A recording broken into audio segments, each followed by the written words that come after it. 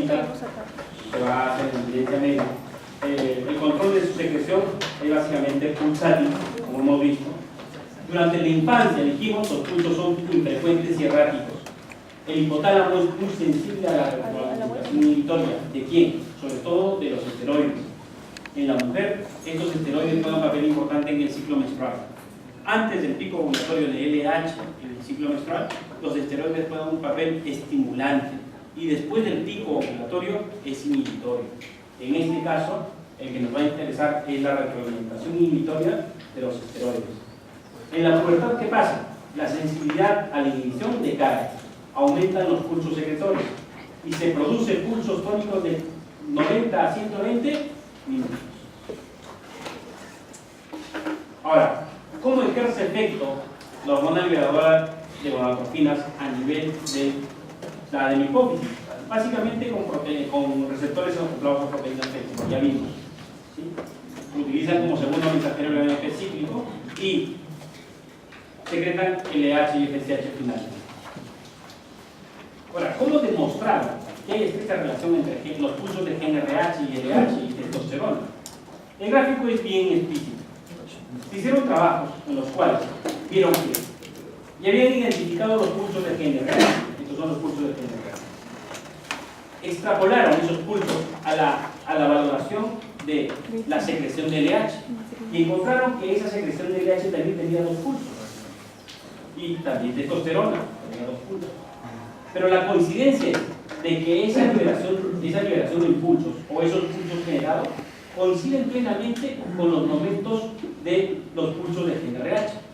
Ojo, que cada pulso tiene su propia peculiaridad, porque cada hormona tiene su propia peculiaridad de secreción. Mejor dicho, la secreción pulsátil es peculiar para cada hormona. Ahora, en la FSH y la LH son glicoproteínas que tienen dos unidades. La subunidad beta es la que va a conferir la actividad hormonal específica, mientras que la subunidad alfa es común en ambas glicoproteínas. El control de la síntesis, dijimos, es básicamente pulsátil. ¿A partir de quién? De GnRH. La vida media, LH 30 minutos, FSH 3 horas. Eso es la vida media de cada uno de ellos. Si nosotros queremos ver cómo es la actividad LG testicular durante la vida, vamos a ver que en la etapa fetal, en la etapa de la pubertad, en la infancia, en la pubertad, cómo se modifica toda esta secreción. GnRH, miren, errático. Y en la pubertad es sostenido. Ahora, las gonadotrofinas en relación a GnRH aumenta. La relación de gonadotrofinas y GnRH con testosterona también. O sea, hay una correlación estrecha. Estos son trabajos que correlacionan lo que está evidenciado en la literatura. Entonces, la secreción hipotalámica de GnRH es de estímulo pulsátil. La pituitaria sintetiza y secreciona gonadotrofinas, los esteroides testiculares y la producción de hormonas peptídicas. Entonces, la línea punteada y el aumento del desarrollo de espermatogénesis como consecuencia de la testosterona. Lo que hemos visto hasta ahora, entonces, es que gonadal masculino, la conversión del cortisol a testosterona por el flujo de la LH y el efecto de la testosterona, el efecto aparacrino en las células de Sterling, conjuntamente con el efecto de FSH. En buena cuenta, entonces, del hipotálamo a la hipófisis, GnRH. Del hipófisis a las células germinales, LH y FSH. Las células de Sertoli, como metabolismo del FSH, produce inhibinas, pero también produce activina. El nombre está en relación a qué efecto hace el leche. Inhibina inhibe FSH en el hipotálamo y activina produce o activa a mayor producción de FSH. Las células de Ley, ¿qué pasa? El colesterol se convierte en testosterona y la célula de Sertoli se estimula básicamente el espermatozoide. La testosterona puede ejercer un efecto de asa larga del hipotalámico y además, dependiendo de la presencia de 5-alfa reductasa o aromatasa, puede convertirse en dihidrotestosterona o estradiol. Otro detalle más, chicos, la testosterona más o menos se produce de 5 a 7 microgramos por día. Y la testosterona puede ejercer efecto en su receptor androgénico dependiendo de la condición en la cual está. Por ejemplo, puede estar como dihidrotestosterona como ocurre en la piel de la como dihidrotestosterona, con presencia de la 5-alfa reductasa, y que hace su efecto de su receptor androgénico. O puede estar como testosterona, y como testosterona ejerce el efecto directo sobre su receptor androgénico, lo que ocurre en los músculos y en el cerebro.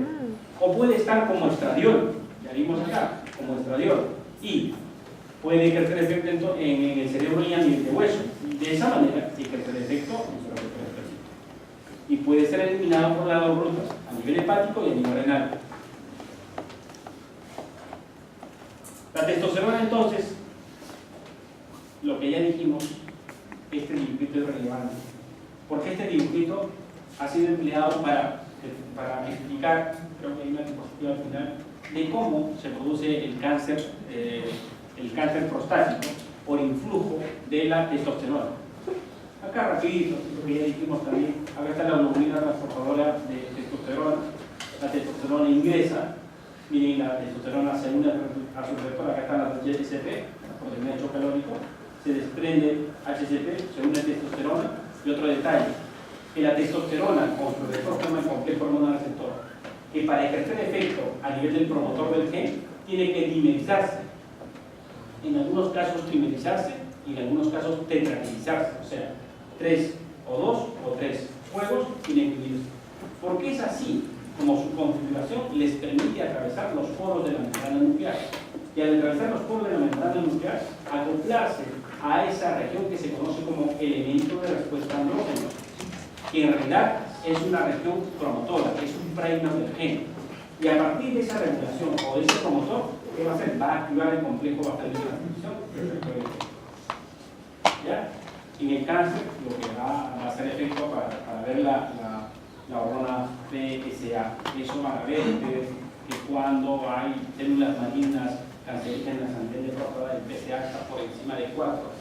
O cuando hay crecimiento descontrolado de las células. Una característica del cáncer es, o dos características es, que el cáncer, las células cancerígenas proliferan rápidamente. La otra característica es que son células inmaduras. Son células inmaduras y proliferan rápidamente. Ya vamos a terminar, no te preocupes, con eso. Ya no voy a hablar del cáncer. ¿Ya? Y la otra es que estas células tienen gran resistencia para sobrevivir. Y cuando hay estos mecanismos alterados, estos efectos se alteran. Así sí, Lo que dijimos ahorita, por ejemplo, es la palabra que ya mencionamos, para que no se aburra. La función paracrina también ya lo dijimos, y acá redundar básicamente células de Leydig, células de Leydig, células de Leydig, las terminales. Hay receptores androgénicos en donde, miren, hay células receptores androgénicos, hay células neuroides, células de Sertoli, en extremal y estatinas. ¿Qué cosa? ¿Esto? A nivel macro, ¿qué hace la testosterona? Básicamente, ¿qué hace efecto en estos 5 niveles? A nivel del desarrollo gonadal, a nivel de disminución de masa muscular, a nivel de células que conforman la glándula de folículo piloso, a nivel de la maduración ósea, de la maduración ósea, básicamente, a nivel cartilaginoso. Pero también la testosterona, dijimos, puede ejercer efecto a nivel hipotalámico y terciario, efectos de regulación. Bien como testosterona, o bien como dihidrotestosterona, o bien como estradiol. Ahora, ¿cómo se da ese efecto? Rápido, vean el gráfico nomás, hagan el segundo. ¿Qué no entendieron de eso? ¿Qué significa esto, no sé? Porque todo lo que hemos dicho. Sí, a ver, delegado, ¿qué es esto?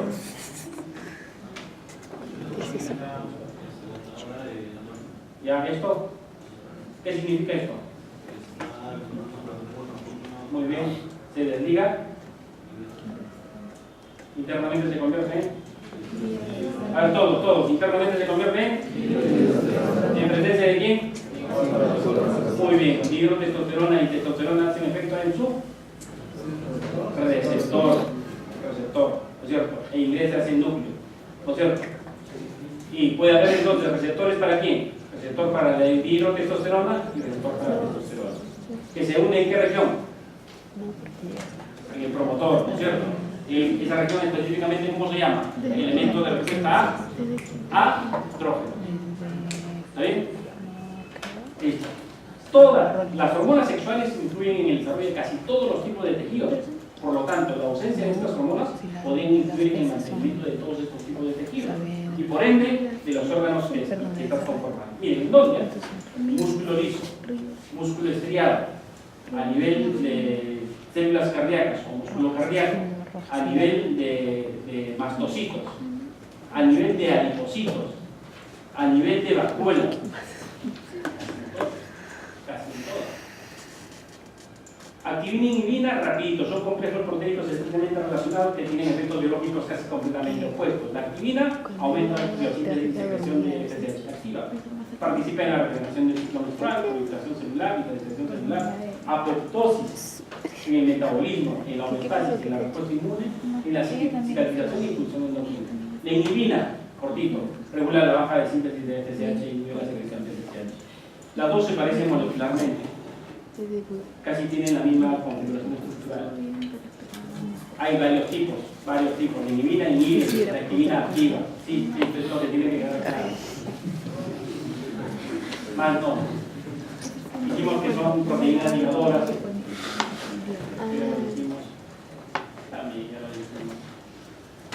Hormonas esteroideas, repito, ¿dónde están? Corteza suprarrenal, ovarios, testículos y placenta. Listo, eso es lo que me quería que sepa.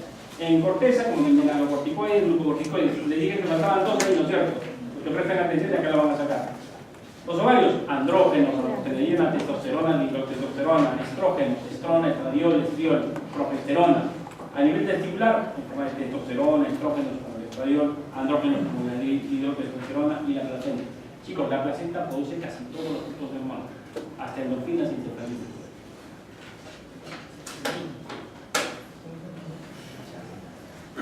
Entonces, los esteroides en el organismo están presentes de diferentes modos. Los más conocidos son como hormonas sexuales, pero también están como agentes emulsificantes durante la digestión de lípidos, como transportadores de lípidos a través de las membranas y los lípidos plasmáticos, como agentes antiinflamatorios, como reguladores de órganos de algunos procesos metabólicos.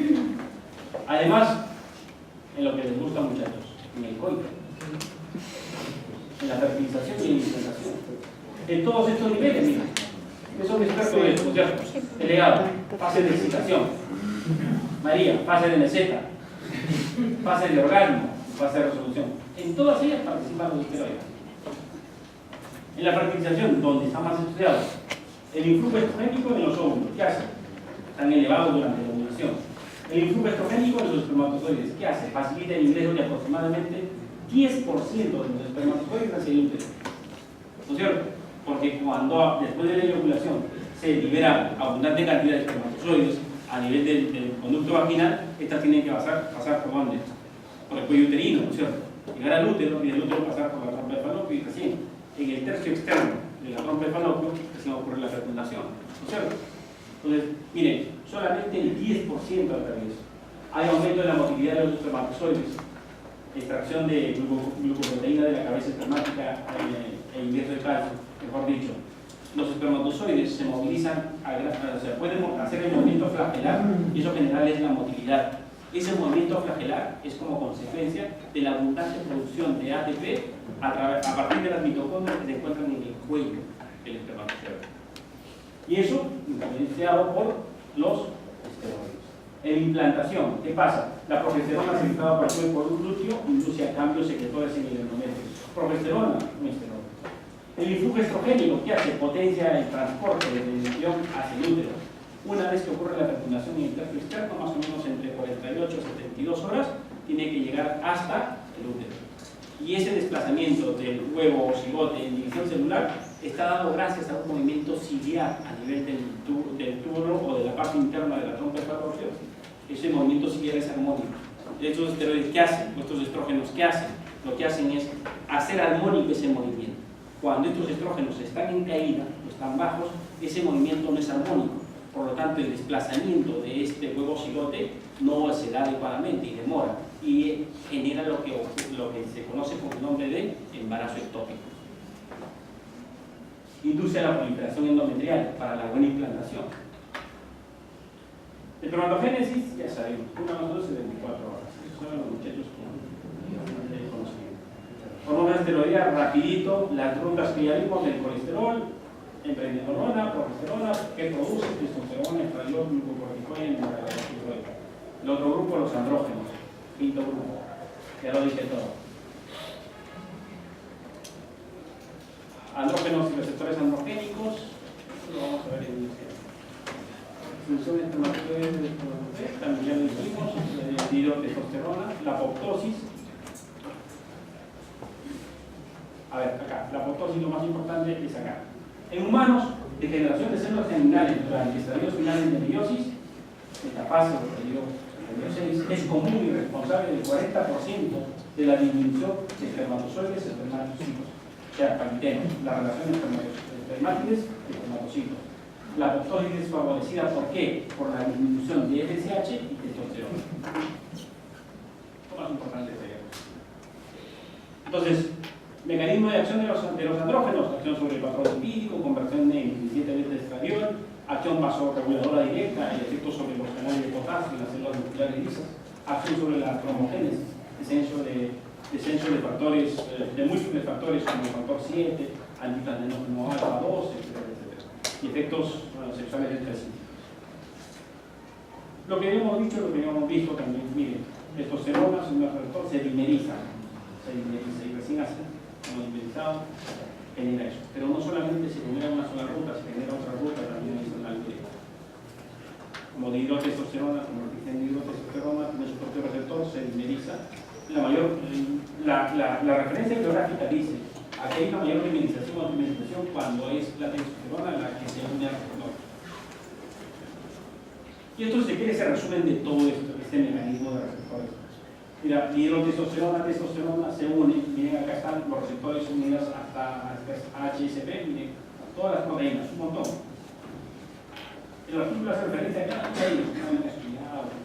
Acá están cuando se desplazan, acá está el complejo hormonal receptor, se une y se dimeriza. Luego, las moléculas de transcripción también son eliminadas, son metabolizadas en el citoplasma, se expresa en genes. Básicamente es eso. Entonces, chicos, vayamos a ver los cambios plasmáticos de testosterona durante la vida del trabajo. O sea, estamos por encima del nivel tisular. Estamos viendo cómo a nivel sistémico es eso. En el feto dijimos cerrado. La testosterona en gran cuantía, lo que genera, o sea, como la regulación es errática, la testosterona está en gran cuantía. Por eso que hay un desarrollo de, ¿qué dijimos? De las gónadas. En el neonato baja, de recién nacido, por eso que el volumen testicular disminuye. Y luego en la pubertad va a aumentar hasta la adultez y en la senectud va a degenerar. Si gustan, chicos, ustedes vayan comparando cómo se palpaban cuando niños, cómo se palpan ahora y cómo se van a palpar después, para que vean cómo ha habido el cambio, cómo ha sido el cambio. Al igual que las mujeres, si hacen su palpación de mamas para detectar lo que es cáncer mamario, bolas, tumulaciones, todo eso, los varones también tendrían que hacerse su palpación testicular. ¿Quién es? Vamos a probar, chicos. Vamos a probar.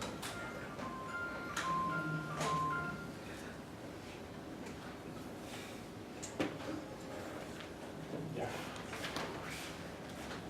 Entonces, a nivel fetal, en la infancia y en la pubertad, ¿cómo se armoniza?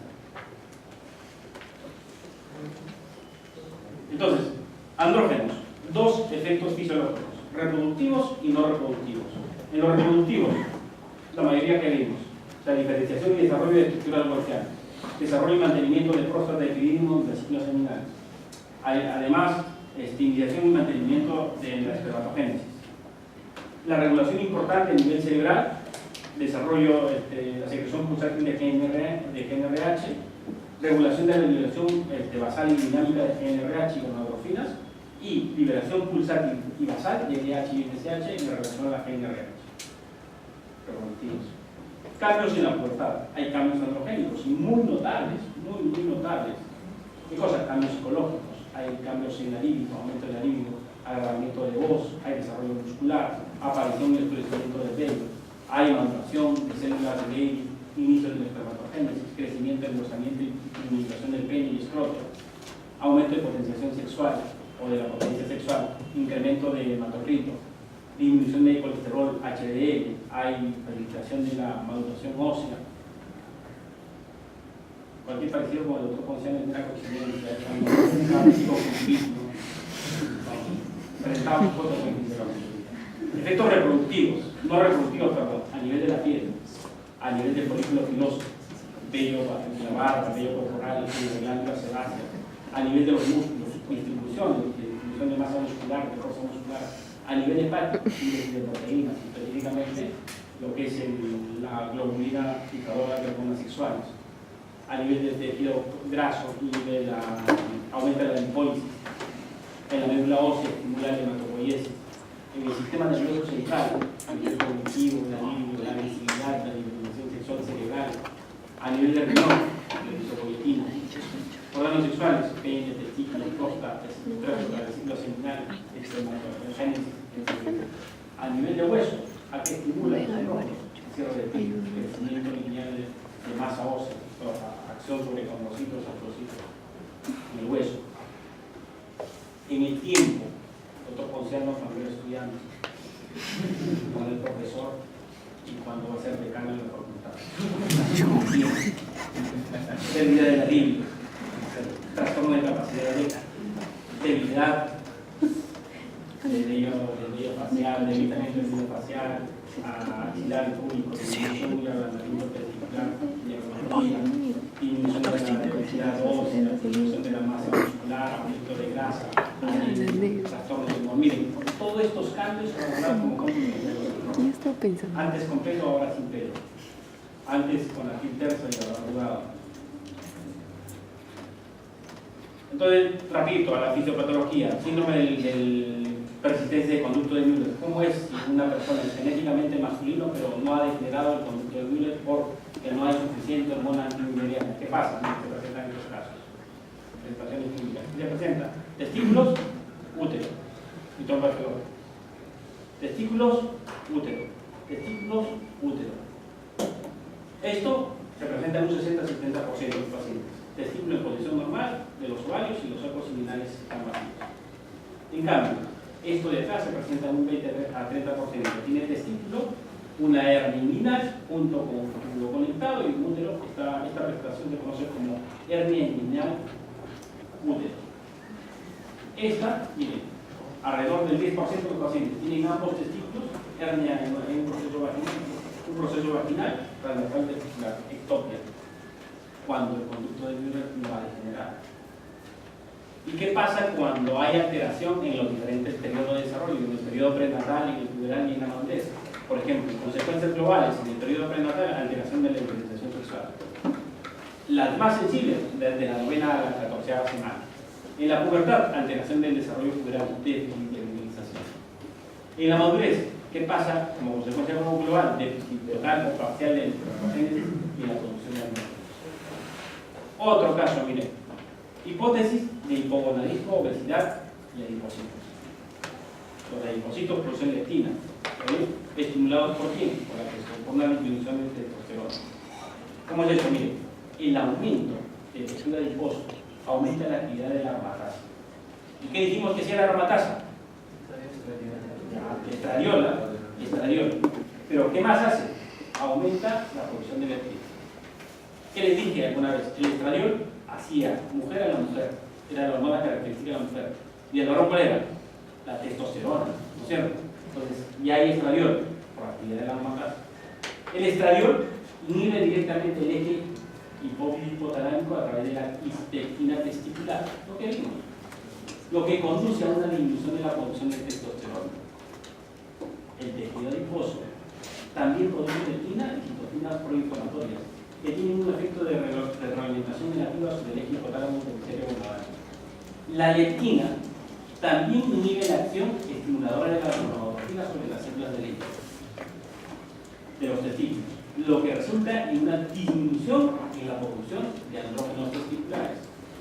Entonces, los niveles reducidos de testosterona en los tejidos facilitan el almacenamiento de triglicéridos en los adipocitos mediante el aumento de actividad de la lipoproteína lipasa. Muy bien, entonces, el aumento de estrógenos y la disminución de niveles de testosterona afecta negativamente a la espermatogénesis y la función testicular regular. O sea, los niveles de inhibina B están directamente relacionados con la espermatogénesis normal y por lo tanto los niveles bajos de esta proteína observada en hombres obesos resultan en la espermatogénesis anormal. ¿Y cómo se manifiesta esto? La deregulación del eje se muestra cuando, a pesar de los niveles de inhibina bajos observados en los hombres obesos, no hay un aumento compensatorio de los niveles de TSH, como se esperaba. Por lo tanto, el aumento de niveles de estrógeno contribuye más al efecto de retroalimentación negativa sobre el hipotálamo y conduce a una disminución de gonadotropina, o sea, liberación de GnRH y la liberación de gonadotropina. ¿Y cómo se manifiesta esto? ¿Cómo se manifiesta esto, chicos? Miren. ¿Qué pasa con los adipocitos? Obesidad, adipocitos aumentados. 3 niveles de acción: a nivel físico, a nivel seminal y a nivel hormonal. El aumento del tamaño y del número de adipocitos como resultado de la obesidad puede resultar en cambios físicos y los cambios hormonales. Los cambios físicos pueden incluir aumento de la temperatura del escroto. ¿Qué dijimos por qué tenía que estar el testículo fuera del cuerpo? Por la temperatura, miren. Aumento de temperatura del escroto. Un aumento de la incidencia del apnea de sueño y un aumento de la disfunción eréctil. Los cambios hormonales pueden incluir incremento de los niveles de leptina, el estrógeno y la insulina, una disminución en el nivel de testosterona. Estos cambios se van a manifestar en el espermatozoide como oligospermia, azoospermia, un aumento de factores de crecimiento, una disminución en el volumen del seno.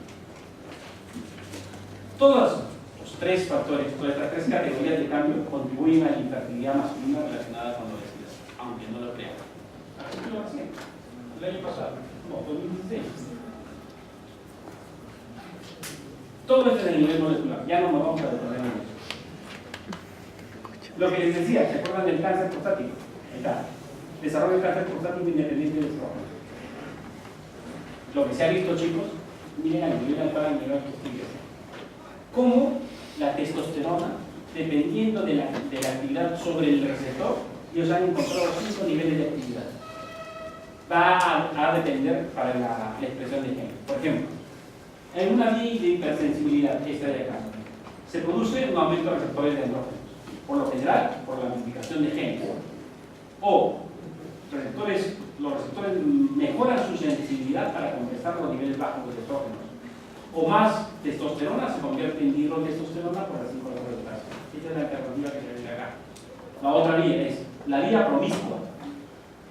La especificidad de los receptores se amplía de modo que pueda ser activada por moléculas no androgénicas. O sea, hay moléculas no androgénicas que pueden activar estos receptores androgénicos, normalmente presentes en la circulación: corticoides, medicamentos, productos metabólicos de medicamentos, etc.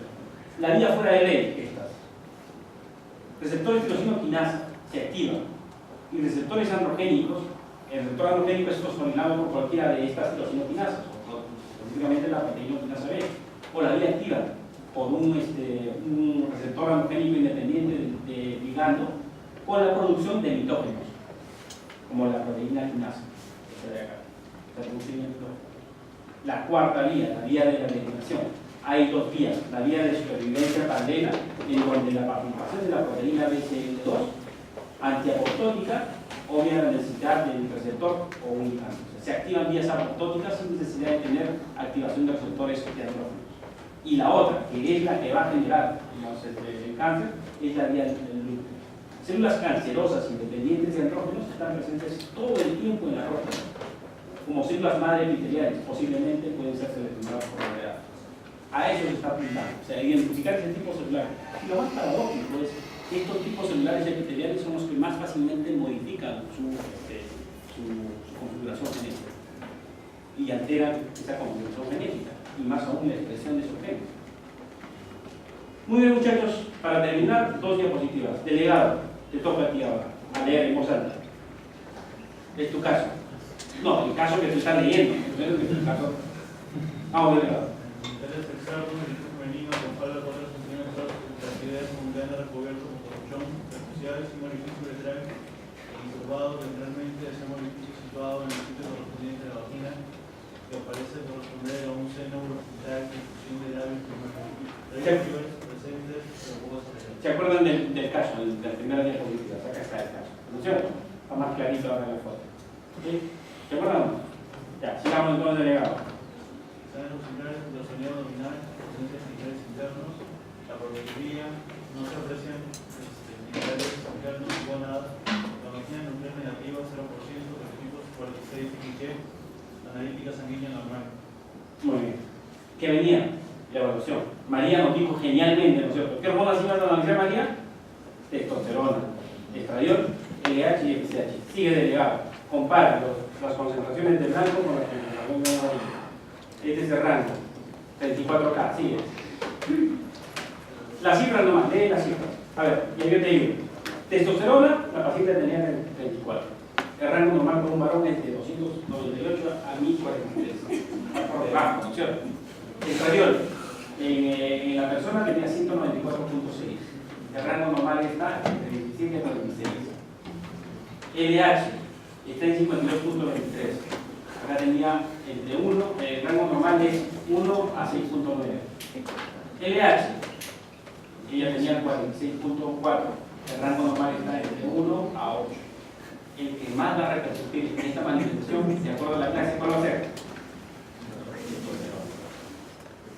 ¿Tú qué harías con este paciente? Ya vamos al nivel social, o sea, el nivel del individuo por encima. ¿Qué harías? ¿Qué edad tenía? 34 años, o 30 años, perdón. 30 años, ya está en una sociedad y ha hecho su vida. ¿Qué harías con esta paciente tú como médico? Te consultan, ¿tu nombre? Rafael, doctor Rafael, por favor. Estamos en una conferencia internacional, tenemos este caso. ¿Cuál es su diagnóstico? Usted estudia en San Marcos y se va a ir a Brasil haciendo la propaganda, la mala propaganda de San Marcos. Pero vas a demostrar que te has formado en San Marcos. ¿Qué opinión vas a decir? ¿Qué opinión le vas a dar?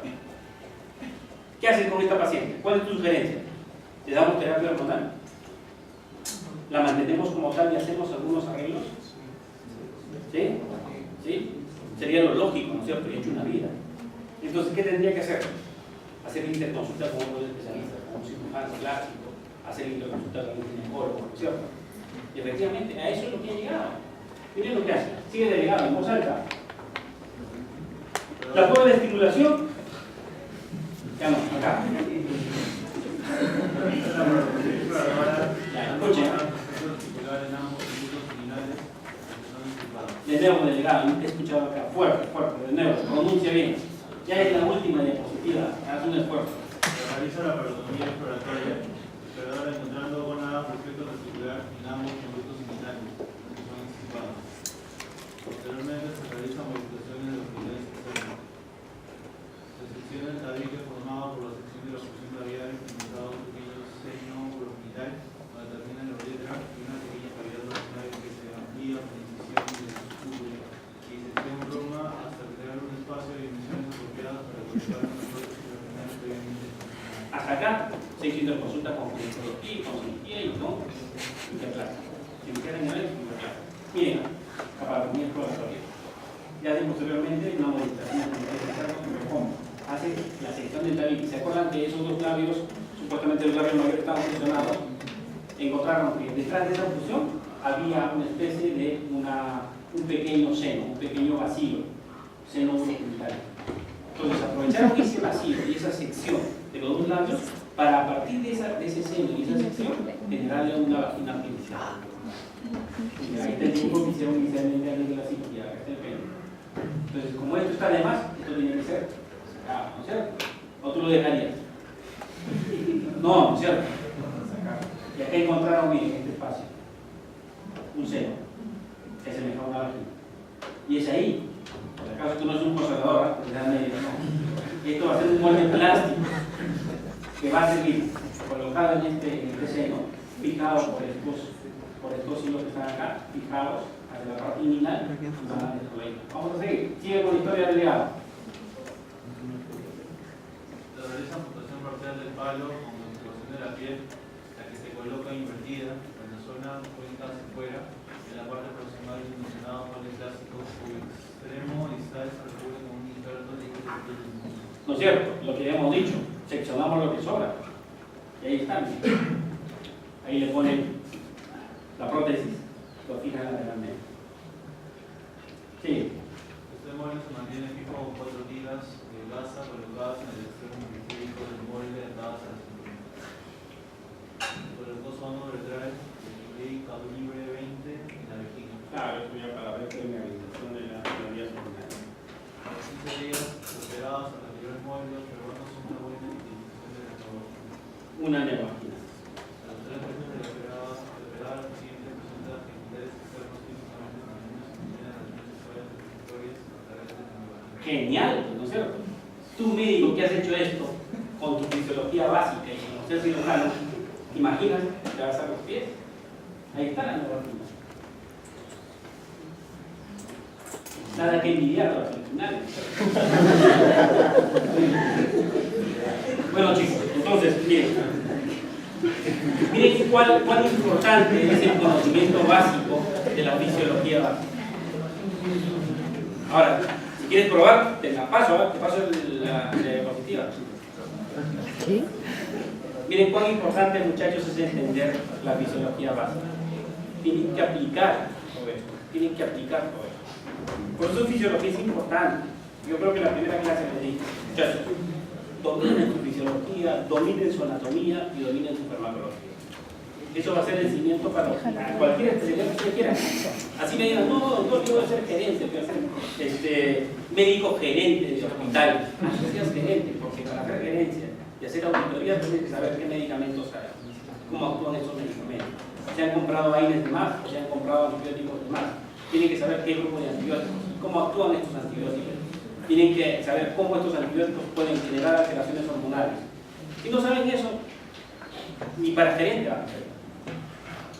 Todavía están en la tercera parte de fisiología, como ahora han cambiado el sistema, es todo el año, falta la segunda parte.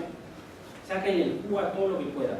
Lo que sí puedo decir, no porque yo pertenezco a fisiología, nosotros en fisiología, todos, si no el 99.9% de los profesores tenemos la maestría en fisiología. Y todos